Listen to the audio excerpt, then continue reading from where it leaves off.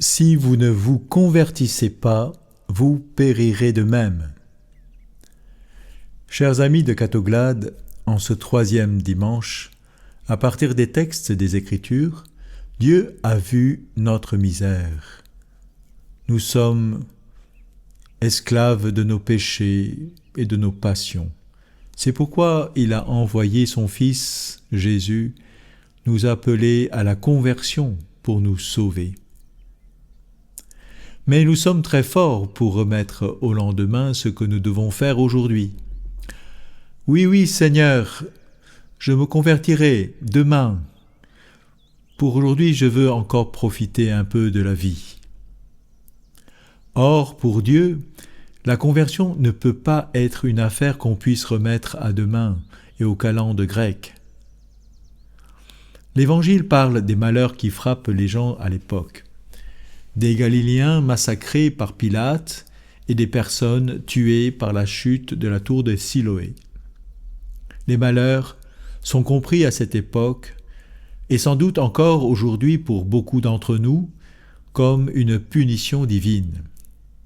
Est-ce qu'on ne dit pas « Qu'ai-je donc fait pour mériter tant de malheurs ?» Autrement dit, quels sont mes péchés pour que Dieu me punisse ainsi, en m'envoyant tous ces malheurs? Et Jésus de répondre, si vous ne vous convertissez pas, vous périrez de même. Qu'est-ce qu'il veut dire par là? Et quel sens donner à la parabole du figuier stérile que le maître veut couper, mais que le vigneron cherche à sauver pour une année? Nous ne comprenons pas clairement le lien entre l'appel à la conversion et la parabole du figuier. Les malheurs, les catastrophes, les injustices foisonnent dans notre monde.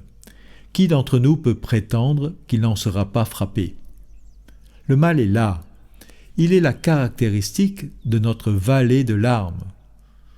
Et la mort est le comble ou l'aboutissement de tous ces maux. L'avertissement de Jésus va dans ce sens. Si vous ne vous convertissez pas, vous périrez de même. Comprenez bien ce que Jésus veut dire.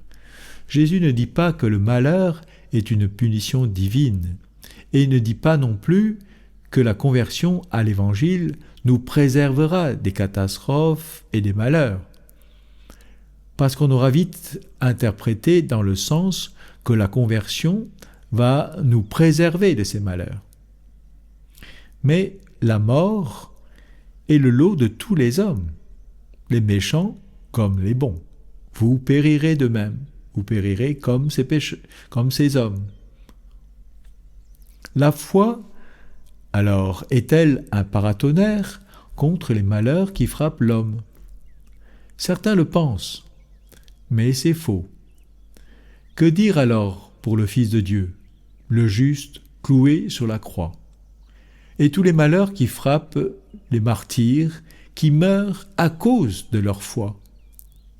Et toutes les tribulations de la vie qui nous frappent sans que nous ayons commis quelque péché grave? Dieu nous connaît chacun, et il sait ce qui est bon pour nous. Nous devons en être certains. Sa sagesse et sa providence dépassent notre compréhension. Car ce que nous demandons, en pensant que c'est un bien important pour notre bonheur, peut nous amener à être orgueilleux ou à prendre un chemin dangereux pour le salut de notre âme. À l'inverse, un malheur ou une épreuve peut aussi nous amener à une foi plus forte, à une confiance plus grande en Dieu et à une humilité. Et c'est pour Dieu ce qui est important. Alors, que signifie la phrase de Jésus « Si vous ne vous convertissez pas, vous périrez de même » ? La conversion exige un changement de mentalité. Dans l'Ancien Testament, on comprenait la justice comme une rétribution. C'est-à-dire, si je fais le bien, je serai béni, et au contraire, si je fais le mal, cela m'attirerait les malheurs, compris comme une punition divine. Cela n'est pas faux, certes. Et dans la sagesse divine, pour certains, Dieu peut encore agir ainsi. Mais avec l'Évangile et la croix de Jésus, nous ne pouvons pas rester à ce niveau. La véritable justice qu'accomplit la croix de Jésus est pour le salut du monde, pour sauver tous les hommes, y compris les plus méchants, s'ils acceptent d'aller à Jésus pour demander grâce, pour demander pardon et du fond du cœur se décider à changer de vie. C'est là que se situe l'appel de Jésus à nous convertir, c'est-à-dire à croire en lui et écouter sa parole et l'accomplir pour trouver le salut.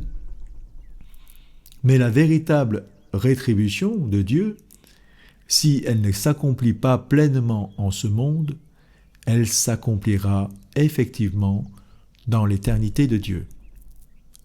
Pour le moment, en ce monde, Dieu propose à tous un temps de miséricorde pour que l'homme quitte son chemin de mort et trouve, par la conversion au Christ, son salut. C'est le sens de la parabole du figuier qui ne donne pas de figues. Le vigneron demande au maître un délai avant de couper le figuier. Au début de sa mission dans l'évangile de Saint Luc, Jésus annonce qu'il a reçu l'onction du Saint-Esprit pour porter la bonne nouvelle aux pauvres, annoncer aux captifs la libération, annoncer une année de grâce accordée par le Seigneur. En Luc, chapitre 4, verset 18. C'est cette même année que propose le vigneron au maître pour apporter le fumier et ainsi aider le figuier à donner enfin du fruit. Nous sommes dans ce temps de grâce, dans cette année sainte de la rédemption que l'Église nous donne, où Dieu laisse encore le temps à Jésus d'apporter du fumier, le fumier de la miséricorde, en nos cœurs, pour opérer leur transformation, afin qu'ils portent enfin les fruits de l'Esprit Saint. Amour, joie, paix, patience, bonté, bienveillance, fidélité, douceur et maîtrise de soi. Déjà en ce monde, la miséricorde et la grâce de Dieu peuvent transformer nos cœurs et le rendre meilleur, le rendre semblable au cœur de Jésus. Alors mes amis, prions. Seigneur, tu nous offres cette année sainte, année où nous pouvons accueillir ton pardon et ta miséricorde. Merci pour ta patience sans mesure. Nous désirons changer nos cœurs en un cœur que tu aimes. Nous voulons nous convertir, mais sans ta grâce, toutes nos décisions sont vaines. Alors Seigneur, accorde à tes enfants ta grâce pour que nous puissions nous livrer à l'Esprit Saint, pour faire avec ton Fils ta sainte volonté et ainsi être sauvés dès ici-bas, en attendant le jour où tu nous réuniras auprès de toi dans la lumière et dans la joie éternelle. Amen.